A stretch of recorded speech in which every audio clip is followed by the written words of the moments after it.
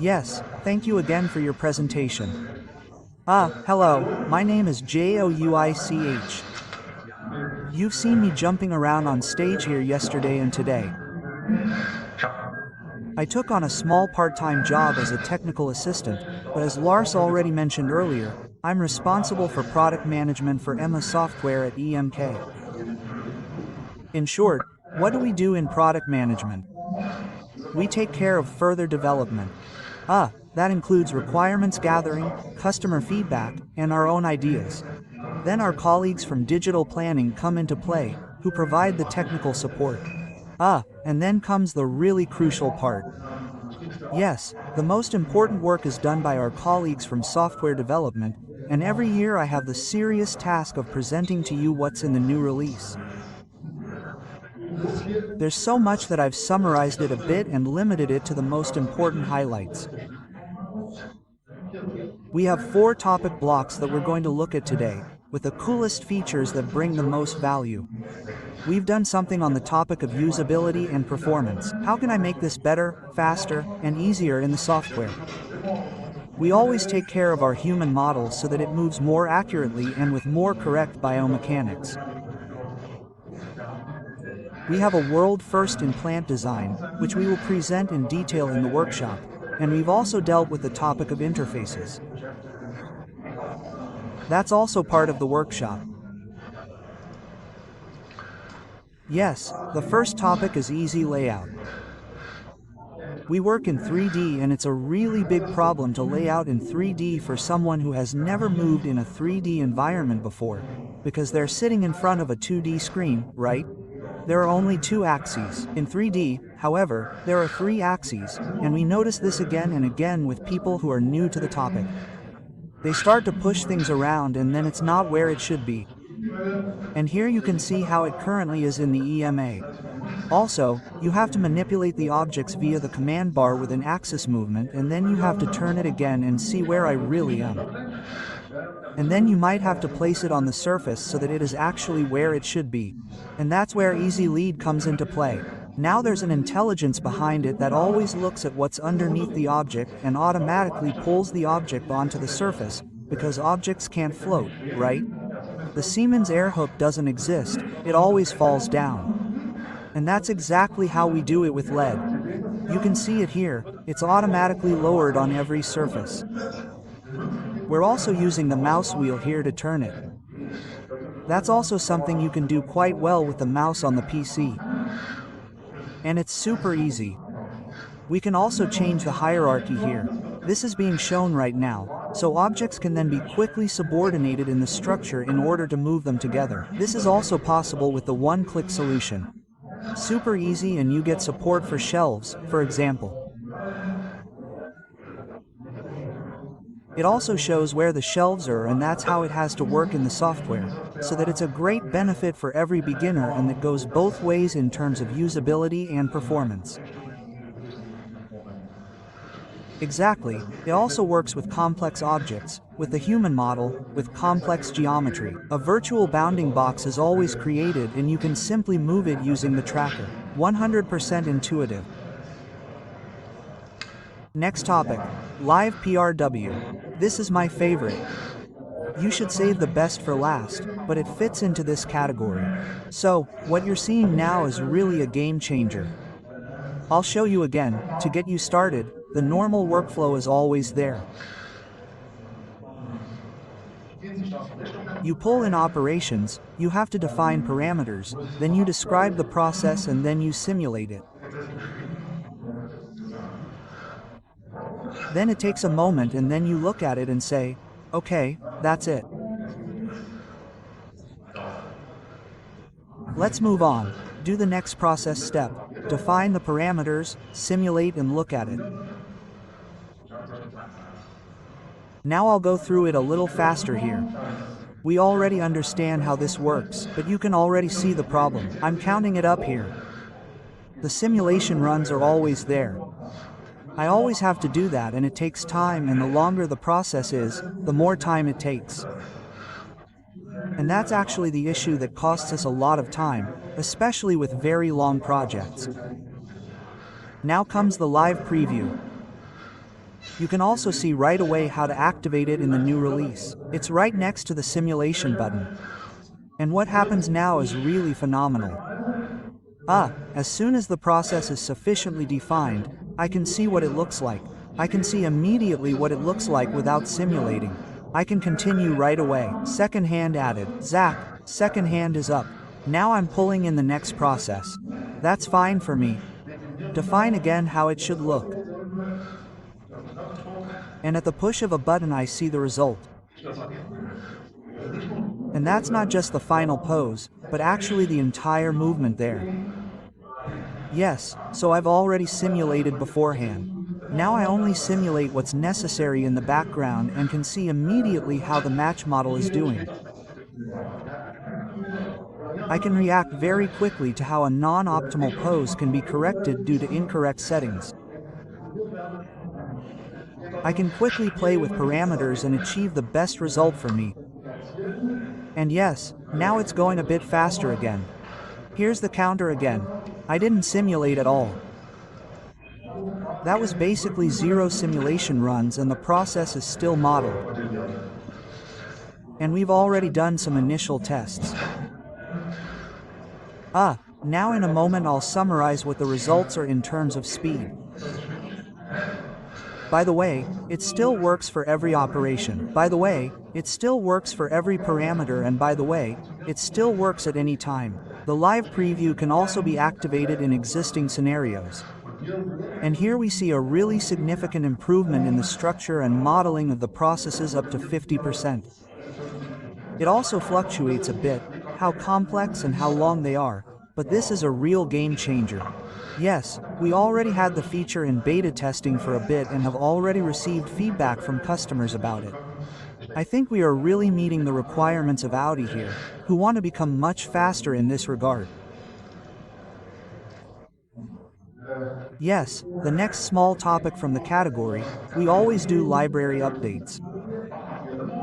You may be familiar with the situation. You are standing in front of the screw shelf in the hardware store and are looking for the right screw. I'm sure you've all seen them. In emaSWS, this is no longer a problem. We now have all possible screws parametrically in the library in all lengths and diameters. Other screw types can also be generated, they are always there. Yes, before you only had a small selection. This is now new in the library.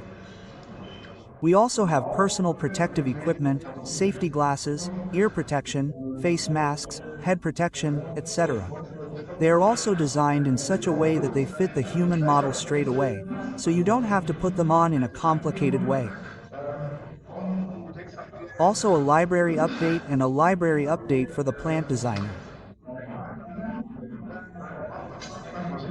Sometimes people ask where the plants are in the plan designer. For large factory projects, where it also plays a role to represent the lead cap design, we now have library objects. What else do we have? We have multi-language support, German and English. Sure, we already had that. We now have the complete user interface available in simplified Chinese, Italian, Spanish and French in the current release, and more languages will be added. That was the first chapter. Now we continue with the topic block, human model. You know, we always do a lot to make the movements more realistic. And this is what it looks like in the emaSWS today. There is a process running, where the hands are down, and then there is a process recording, and only then do the hands go up. That is not entirely realistic. It looks a bit like a robot sometimes. It can also be the other way around, that something is being recorded. It is in the carrying position, is carried out, and the hands only come down when the device is put down. And actually, it's like this. Humans do that too. They look a little into the future, what to do next, and then move their hands in that direction accordingly. And that's something we do now. So with every action, we look at where the next action is going and position the hands in advance. And that has two benefits. First, the movement looks much more realistic and the resulting movement length is also more accurate. And that's something that works completely automatically. You can also simply switch it over in old scenarios so that it is applied. You'll see the result. If there's time in the workshop, I've also prepared a small example where you can see it again directly. That's a really great thing. What was also here are even the examples. Yes, here you can see it. Old on the left, new on the right. It's already much higher up. Now the process continues. He's screwing it together now, and so the cordless screwdriver, it is not really taken down, but remains on top, so that it can be attached immediately. And now comes another example, where parts are placed. It is also the case that they are already moved a little more towards the target while walking. You don't even have to model it, it is simply integrated into the motion generator. Exactly. We have done even more with the motion generator. We have worked on the topic of collision avoidance with oneself. A situation like that is somewhat unrealistic, right? For example, that the forearm penetrates the hip itself.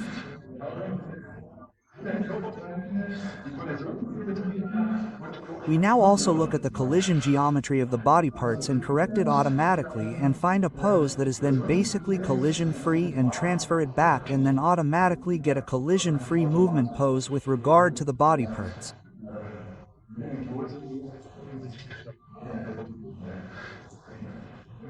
And a larger application case is basically the carrying posture.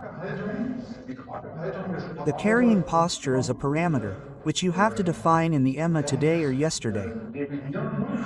Yes, and now we don't have to define that anymore.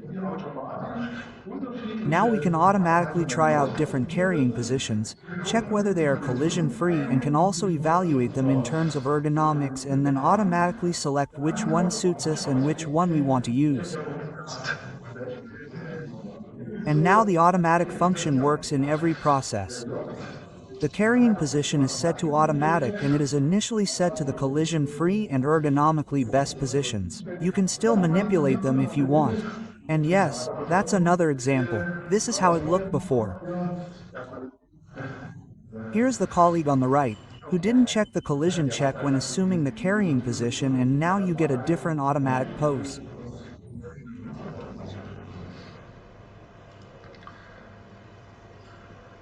I've already mentioned it a bit, flag design. I don't want to give too much away because my colleague Andreas Obitz will present it in more detail later.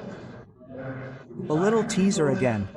It's about means of transport planning. In our definition, means of transport are things that we have unplanned for carrying out transports in the factory. So everything you see here, hand pallet trucks, forklifts, AGVs, cranes, how many do I need? How busy are they? What times play a role? How long might they wait? And many other things we can now calculate.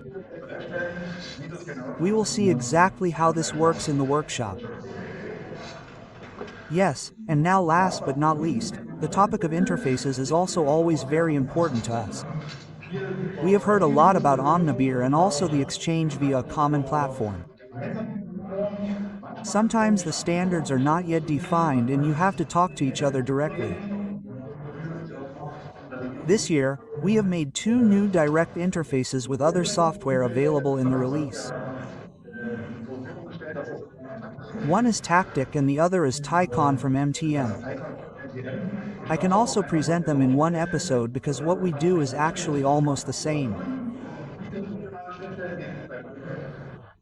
They are bidirectional interfaces, both go in both directions, and they always involve the workers in their structures, the data of the work or the activities to follow the processes, the sequences, and also, to some extent, the process variants, and of course, time and the linked timelines play a major role here.